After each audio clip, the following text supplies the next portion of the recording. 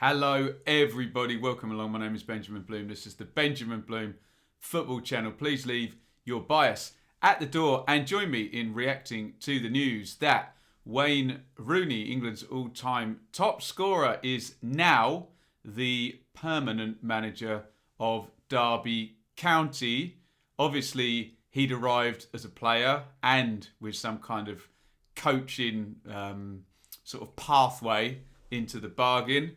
Didn't work out for Philippe Cocu, and Rooney and Rossinier took over the reins on an interim basis.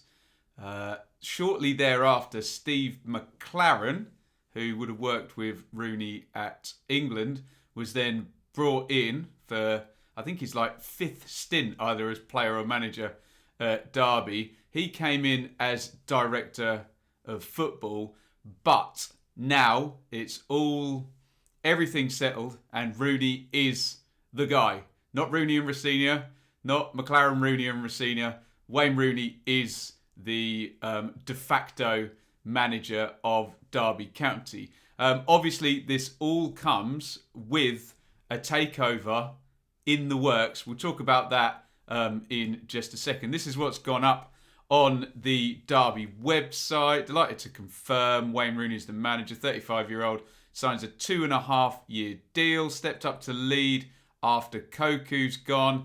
So Rossinier, Given, Walker will all still be on the staff. Rossinier, who impressed me quite a lot when I was at Behind Closed Doors Derby game. I could hear everything he was saying. He's going to be assistant boss. Academy goalkeeping coach Jason Piercy has stepped up as well. And I suppose big news really is that Steve McClaren will continue to be the technical director. I remember when he came in, there was all sorts of flowery language, as in he comes in and then when the new people take over, they'll decide whether he continues or not. And we didn't know how long he was going to be there for.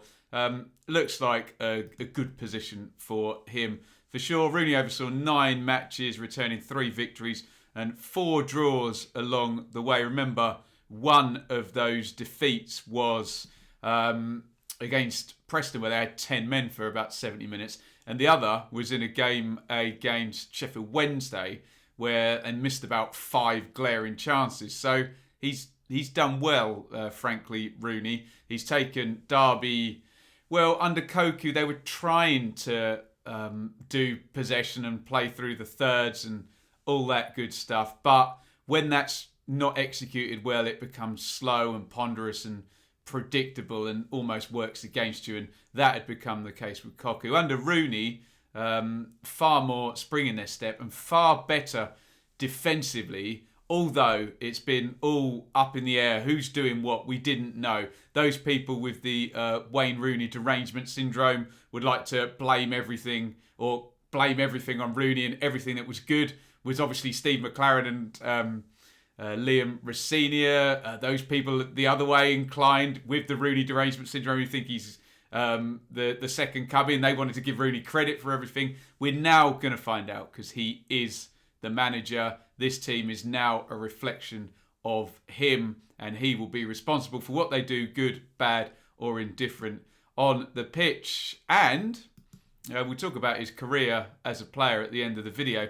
Rooney is now officially retired from playing. If you remember, when he started taking the team full time, he withdrew himself from selection, and now he has officially called time on a frankly sensational career. We'll talk about that at the end. In the background, though, is all of this. And this is Sky, I think, yesterday. Chief Executive of Derby reporting that the first team squad hadn't been paid all of their wages for December. They've only had 50%. Repeated delays in the protracted takeover by Sheikh Khaled's Deventio Holdings has meant a major cash flow issue. So there's all of this chaos going on in the background. I mean, the 2 hires that have been made whilst this is going on have done something to mitigate that chaos. Obviously, McClaren coming in and being a bit of a buffer between, managerial staff and the board of directors, etc., and also with his experience to help out Rooney. Now the full-time appointment of Rooney, if they can just get this takeover done, and I know it's been a big if, because the joke is this takeover's been 2 days away for about the last 3 months, frankly. If they can get that done, then this all moves forward lovely. The issue is, if they can't, and there's delays for whatever reason, and frankly, I know people will say in the comments, oh, so-and-so said this, so-and-so said this. I'm at the point with this now where until I know that it's been done, I'm not interested in the speculation. It's a deal that is either done or not done, and currently it's not done. And when it's done, I'll say it's done. I think that's where we need to be with this. I think things move forward. The obvious issue, if it doesn't get done, is possible administration. If cash flow is so bad that that road has to be taken, and then, well, a preventative measure to stop that would be a fire sale, and we're talking Max Bird, Lee Buchanan, and Louis Sibley, the decent young players. Obviously, Jayden Bogle and Max Lowe went earlier in the season. Christian Bielik as well, a really good central midfield player of high value, you'd have thought. Also, Kamil Josviak.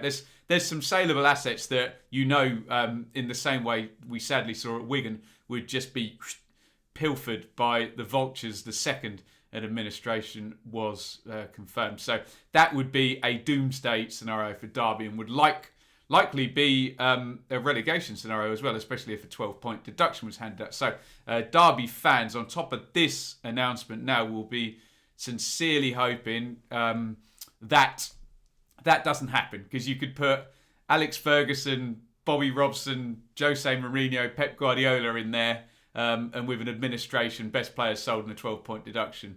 The managerial hire doesn't really matter. That type of chaos is not possible to work through, really. So we'll see what happens off the pitch. On it, Derby are in 22nd. Strangely, they're in the relegation zone, but they've improved quite a lot. You can see those 2 defeats in there recently, but for, you can see they're 10 points in 4 games from Sheffield Wednesday and 9 points in 5 games. They would be out of the bottom 3, and they do have a game in hand, which is away at Rotherham, which was cancelled mid-December because of a COVID issue. They're in the bottom 3, frankly, because of the poor point scoring when Koku was the manager for those first, I guess it must have been 10 or 12 games, maybe even more than that. Someone correct me in the comments. And the simple fact that Forest, Derby and Wednesday, those 3 big clubs in the bottom 6, have all had a good little purple patch of point scoring all at the same time. Now, in terms of Derby's trend upwards and longevity in the division, I would think that they'll be okay, certainly based on the 9 games that Wayne Rooney has taken charge of. But of course, if Forest and Wednesday continue to trend in the right direction, there is a relegation battle to be warded off. It's not just going to be Rooney comes in and up, away we go, etc. So that's the first issue. They've got to be consistently scoring 1.3, 1.4 points per game for the rest of the season to get to a reasonable total because of the slow start. But there is evidence over that 9 games that they will do that, and enough of a change from this one regime to the next. I was having a chat about this, about the new manager bounce, whether that's a myth or not, and I had a really good conversation with my Blue Monday compadres about the fact that most managerial changes is just a regression back to the mean, and often a team that's underperforming will regress back up to the mean, you'd hope in Derby's case, because with their squad, they may not be a playoff team like they have been for much of the last decade, really, but certainly not a bottom 6 team and squad.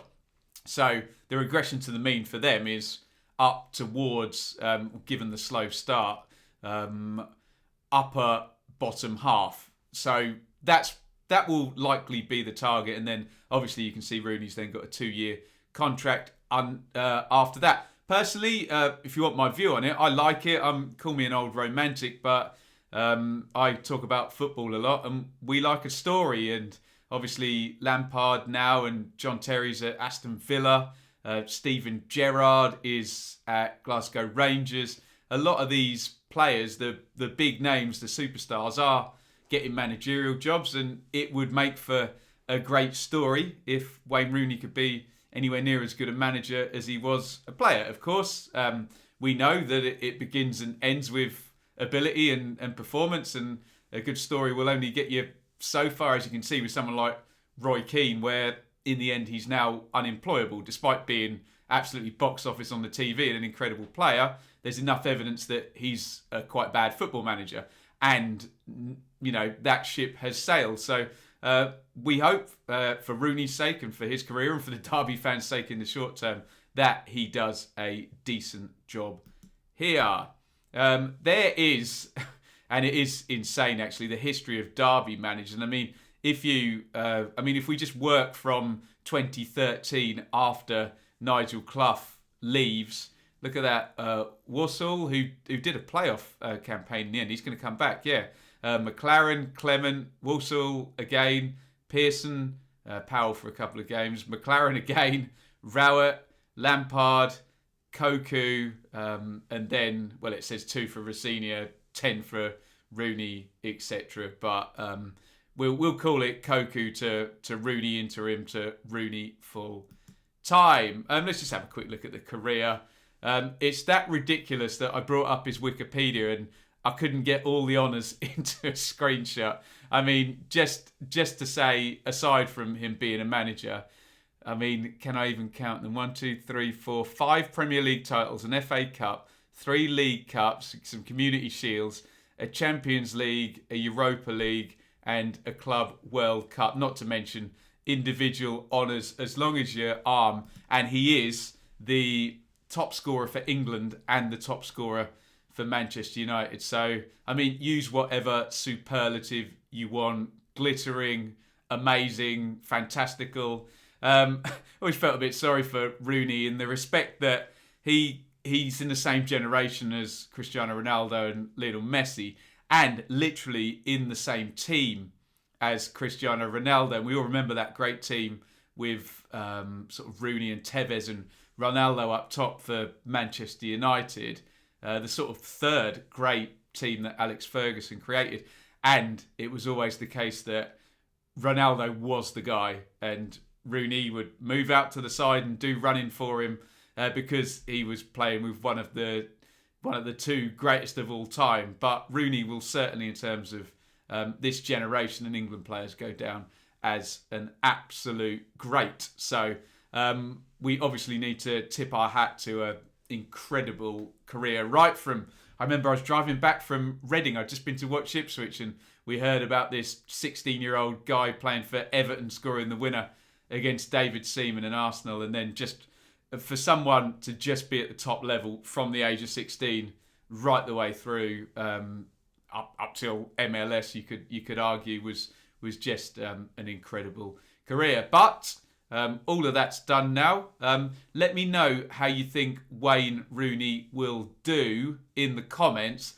Obviously, the mitigating factor is you might want to answer, how will he do assuming the takeover happens? Because like I've said, if that takeover doesn't happen, then anybody there is doomed. And you would hope if he would get a pass for other future jobs if he was plunged into such chaos. As I said, I'm all for it. I love the story. And, on the one hand, we want English managers to get a chance. Obviously, it's a big name, and some people will say, oh, he's only getting the chance because of his big name. But frankly, if you work as many years as he's done to deserve to have that big name, then it's got to work for something, hasn't it? And obviously, he's already been there in the club now for probably 18 months or so, and obviously working his way through in terms of that pathway, whatever was set up for him at Derby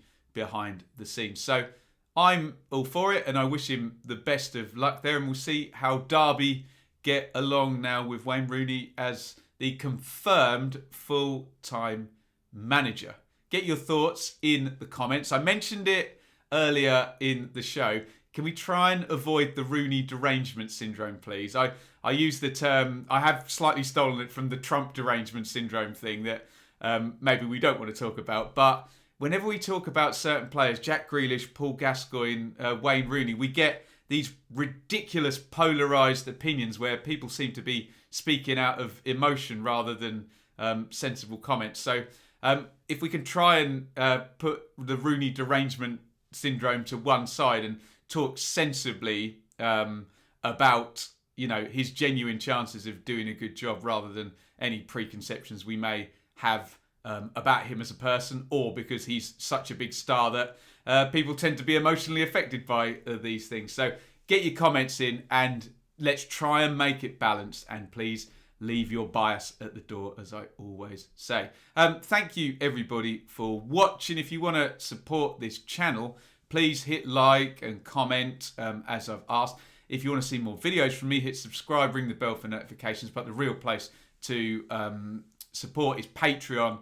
And in these times where we're all scrambling to try and make something out of whatever we can, that's my route. So thank you to all the people who've subscribed on Patreon, and please think about it if you've watched me before and you enjoy it. There'll be more details of that in the advert that you're about to watch after I take my earphones out and say thank you for watching, and over and out. Thank you so much for watching. If you enjoyed this video, please hit the like button to see more videos from this channel. Hit the subscribe button, and to be notified every time we upload, ring the bell for those notifications to come through on your device. If you really want to support the channel and me as a content creator, I will be eternally grateful if you head over to the merch store and grab something, or support over on Patreon, patreon.com/Benjamin Bloom. Thank you for your time. Go and watch another video.